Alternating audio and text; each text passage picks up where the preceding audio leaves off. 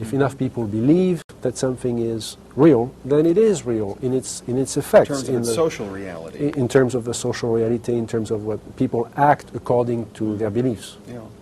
And that opens a question of, really at two levels, perhaps something that we are creating ourselves, perhaps a series of images that we are projecting. I think Carl Jung came very close to expressing that idea in one of his books. Or could it be manipulated purposely by people who have the technology to simulate UFO sightings? And people say, well, of course not. Who would do a thing like that? Well, I would remind you that during the Watergate investigation, it was discovered that there was a plan originated in the White House to surface a submarine off the coast of Cuba and paint the second coming of Christ over the island of Cuba using holograms. Which is well within our technology today.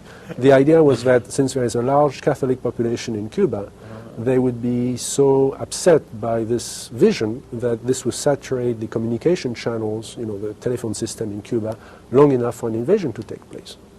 How interesting. I never heard of that. Well, I think that's a classic in psychological warfare, but that kind of manipulation is well understood, and I have personally investigated several apparently genuine UFO cases where there was in fact a manipulation. My conclusion, the conclusion of scientists working with me, was that there was in fact a manipulation taking place, and that it was not a hoax on the part of the witnesses, but a hoax on the part of somebody much better organized than...